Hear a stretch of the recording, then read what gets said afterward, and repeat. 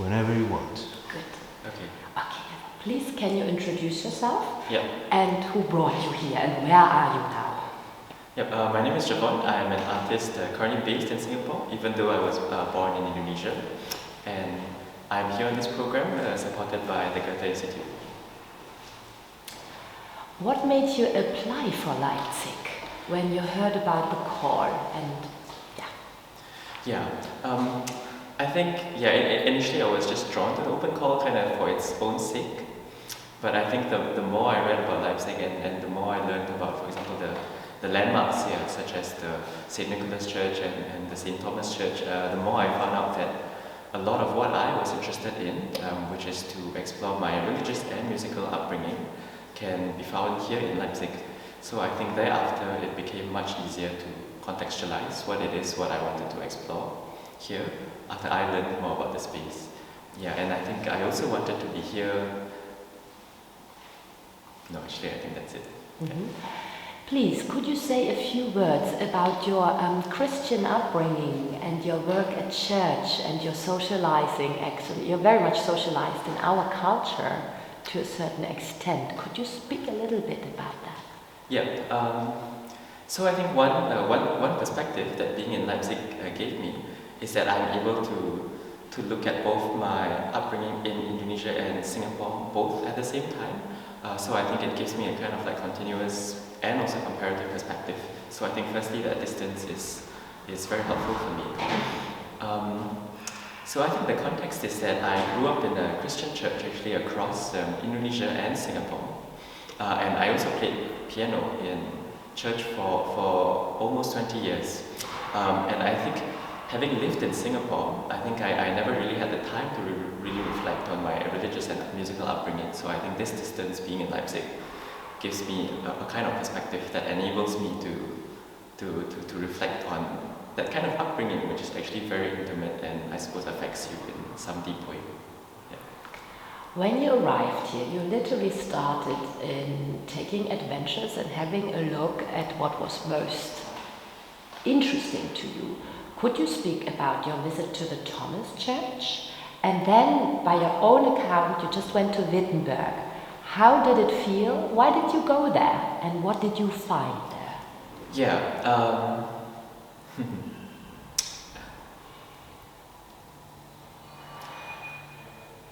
Yeah, I think it can be sometimes a bit hard to explain because sometimes you just have the impulse to maybe go somewhere and to attend maybe like a service here or to attend another city, and there isn't always a rational reason. Although I think when I attended the St. Thomas Church here, as I did with many other church services in Germany, I think I have to say that there was a sense of the uncanny, I think, in a sense, right? Just some sense that this is very familiar because, of course, I grew up in the church, but also it is super unfamiliar, right? Because the architecture is different, the sonic characteristics of the space is very different, right? Just the shape of religious worship, both physical and emotional and congregational, is actually very different in Germany than in Asia. So yeah, I think there was a sense of ambivalence because I think coming here, of course, there was some kind of excitement.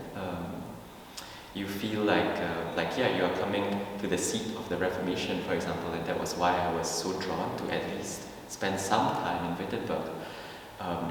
But of course, then you go inside and you realize that actually the pews are quite empty, and the demographic of people coming here are really more of the older generation, right? And I think then you're hit with the realization that, like, oh yes, actually religion is in decline in Europe and is actually rising in Asia. So I think it's a slightly mixed, almost like bittersweet feeling, right, of being familiar but not quite, you know, of being kind of close to the religion and service and the liturgical elements of the service, but also feeling like, but this is not quite it. So I think thereafter, the bulk of the residency, I really spent a lot of time reflecting on that as well. Yeah, and typically, my process starts with research as well, right? So it can be attending sites of service, it can be attending historical sites, it can also be just reading research papers or like just the history of how Christianity came to Singapore, to Indonesia, for example, or to Asia, right? But I think past a certain time, I realized that because faith and belief is lived, kind of not just in the head, but kind of in the heart and the whole body. I think I was very much prompted to have a personal reflection on that. And I think from then I came up with the idea of reading, like, hey, actually, why can't that be the artwork itself, right? Why can't just me writing a series of personal reflections first on paper, such as in the installation that you see around you, why can't I just write personal reflections on paper, and thereafter do something with it? So I think that was the birth of the idea. And so that gave rise to some of the paper installation that you see around me right now. Again, the core idea is simple. It was really just me wanting to have a personal reflection and writing it down on paper. And I think coming here, I also realized that silk paper, which is what I used, is actually a paper that's not normally used for display. It is normally used to protect prints, for example, or to clean prints. But I think there was something about the simpleness or like the fragility of this paper in particular that really spoke to me. And I think that is also because a lot of reflections are actually super personal, right? So I think it is very challenging to speak about them in a very bold and confident way, right? So I just wrote my personal reflections down on silk paper, and thereafter I carved the words out, which is also what you see around here, around the candle. And I think reflecting on that, I think really my desire was to ask myself, how do I express doubt? Actually, right? Because we all want to speak, but sometimes when we speak about like big or complicated things, there is some kind of doubt involved. So I was really trying to figure out how do I express doubt, and how do I make the doubt that is present in any kind of expression still visible, right? Even as the words are said. So I arrived at the form that you see around here. You met Mr. Reitze, so it was a very personal meeting, one-to-one, at the famous Thomane choir, and also at the place where the Thomane have been living and working for over 800 years now. How could you speak about this meeting? Tell first that you met him. So during this residency, I had the chance to meet Mr. Reitze, who's the current cantor of the Thomane choir, right? Which is one of the oldest boys choir, I think not just in Germany, but around the world. I think that meeting was actually in many ways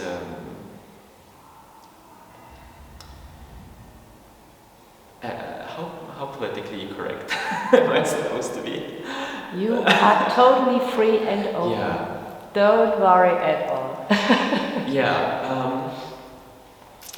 I would say that meeting is still something that I'm processing, and that's because, of course, coming into that kind of meeting that kind of person, you have your own expectations, right, about what the person would be, and maybe how the meeting would go.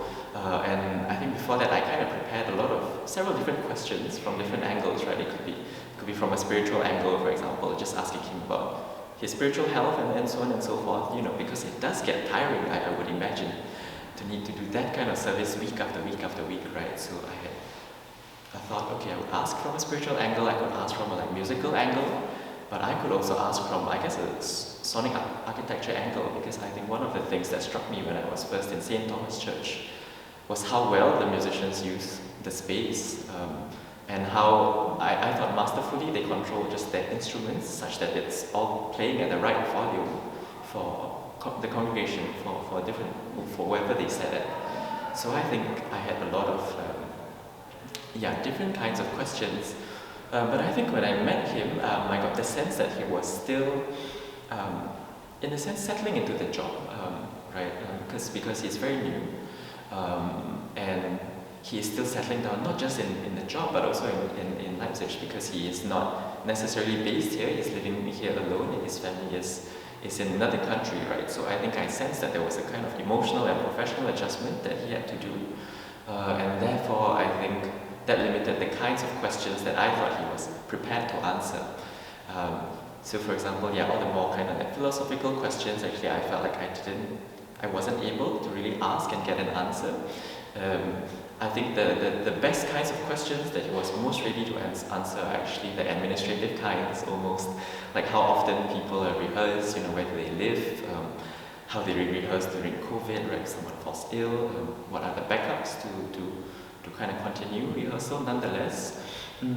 But I think all things considered, that gave me also one kind of personal look into someone's routine, right? Because I think sometimes the administrative parts of one's routine is also very intimate, right? Just the fact that, okay, I have to be here at 7 to 8, no more, no less, right? I think that does give you a sense of like, okay, maybe they have elsewhere to go.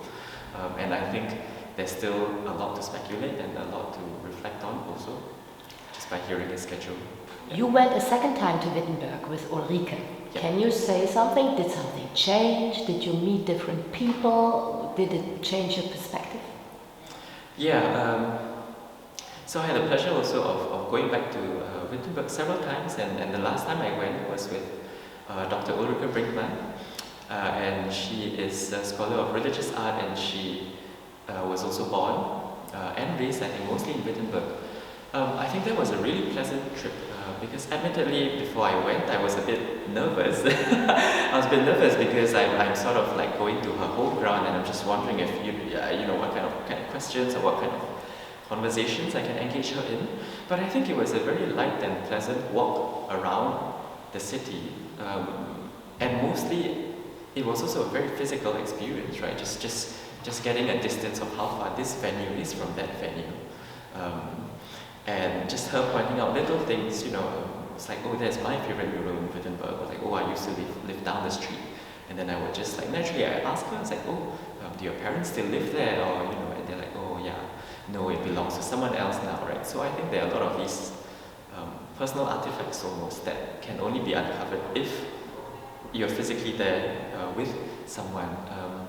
And of course, she was very knowledgeable also as we went around the artifact, and she could give me some like historical or even like sociological context into what I'm seeing and like, who I'm seeing in some of the etchings or some of the paintings.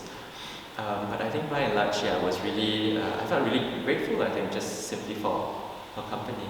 Yeah. What will you take back when you go back to Singapore? What will I take back? Actually, I feel like in this residency, a lot of the work that I did was kind of like internal and personal.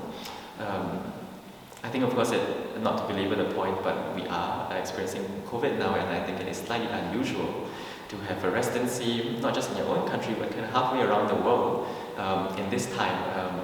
And I think the short of it is that a lot of the work was in managing expectations, right? There might be hopes before coming here that you might be able to visit this place or that place or connect with this person or that person, but because of circumstance, all that is made difficult. So I think thereafter I really needed to tell myself to kind of simplify, you know, and actually if you can't go out, then going in kind of like into your own like interiority is also okay.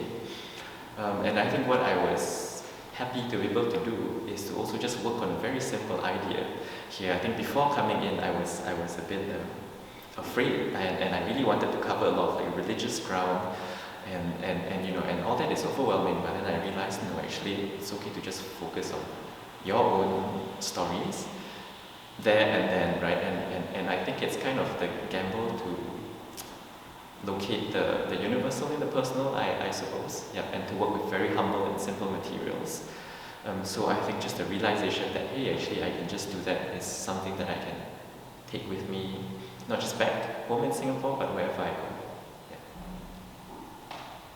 Yeah. Thank you. Wonderful. Oh wait, I will take a picture of you there. Completely. Wow, wonderful. Oh.